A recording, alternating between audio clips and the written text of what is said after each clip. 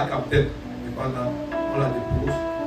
Dès qu'on engage en route, dès que le détachement accélère, voilà une moto qui sort directement d'un garage, sans toutefois vérifier qui venait ou pas. Il vient directement et aussitôt le détachement a braqué la moto et qu'il braque la moto. Moi je regardais l'action, mais j'étais déjà porté à l'eau. J'étais déjà porté, c'est pas comment j'ai fait, j'étais déjà debout.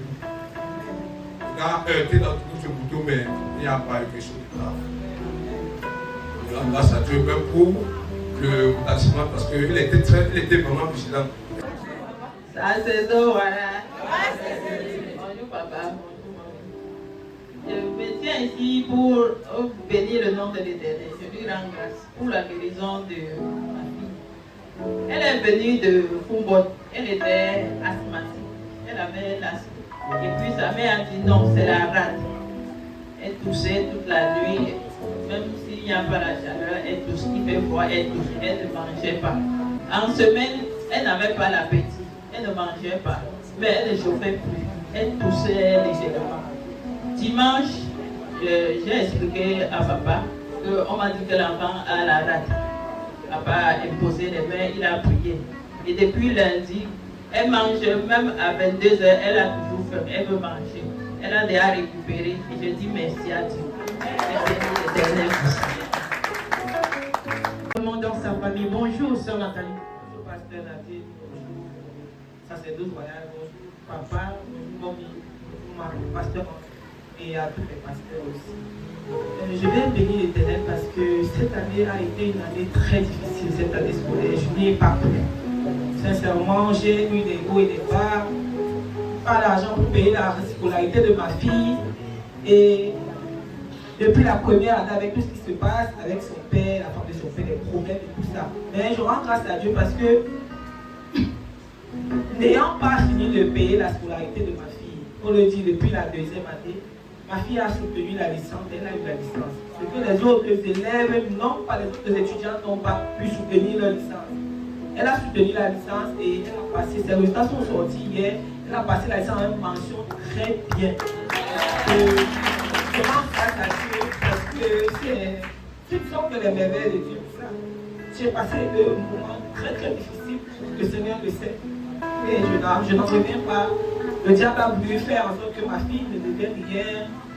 Après son accouchement et tout ça, c'était la catastrophe à la maison entre elle et moi. Mais avec une licence dans la poche, je ne peux que rendre grâce à Dieu.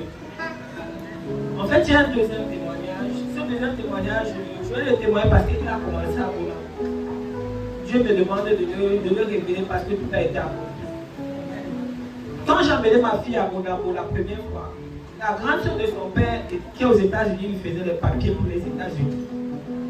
Et quand je l'amène à la première fois, là tu dis, ma fille, tu vas aller au Canada, hein, tu vas aller faire les études au Canada. Et puis moi je me disais dans mon cœur, là tu aussi, alors on est en train de faire les papiers pour les États-Unis, Canada de quoi?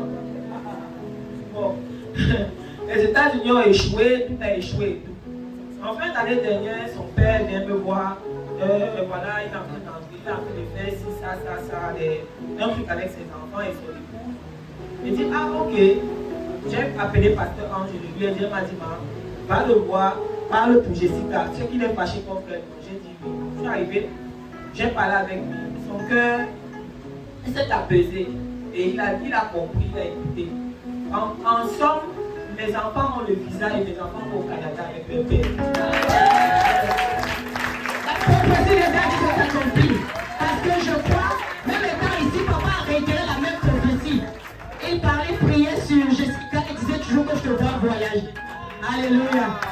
Et ce n'est pas les États-Unis, c'est effectivement le Canada. Et elle ne va pas seule, elle va avec ses autres frères et sœurs.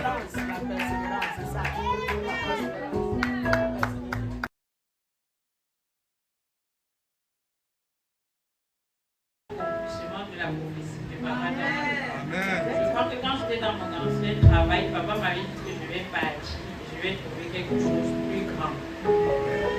Je reste à la maison jeudi 21h. On m'appelle, retrouve-nous au grand. Moi je dis non, c'est trop loin, à 21h. On me dit, tu sais même qui t'appelle. J'ai dit, et il sait. On m'a dit, lève-toi seulement, tu viens. Je suis âge. J'arrive, on me propose le travail d'assistante de la sœur de la première dame. Et elle travaille à la présidence. J'ai aimé vraiment l'entretien en 2 secondes. Elle m'a juste parlé d'elle. Elle m'a dit tu commences le travail demain matin. Ça m'a effrayé. J'ai moi appelé le père, papa, j'ai moi peur.